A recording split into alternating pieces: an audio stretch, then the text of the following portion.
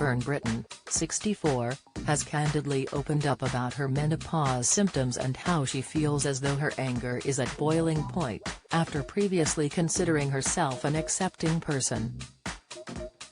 Fern says although she feels the rage now, it took a while for that symptom to kick in.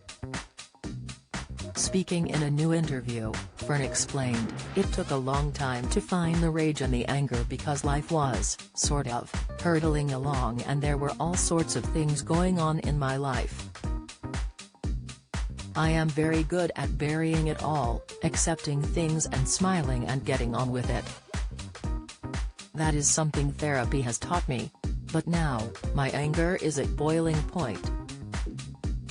I am red hot about all sorts of things," she told hosts Trish and Lorraine on the Postcards from Midlife podcast.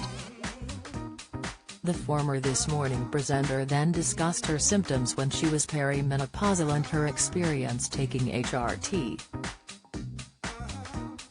She continued, "My life was a bit of a turmoil at that point. I was about 47 or 48 and all these things were bubbling up in my mind. I went to have a blood test.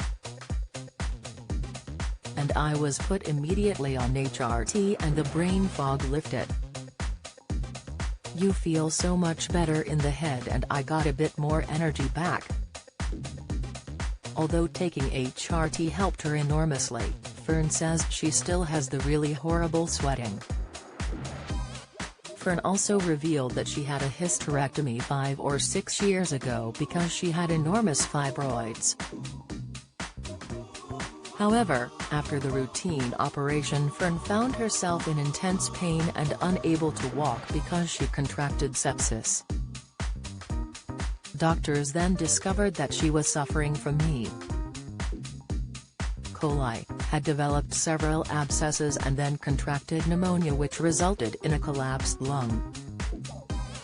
Speaking to Prima magazine earlier this year, Fern explained that she was fighting for her life.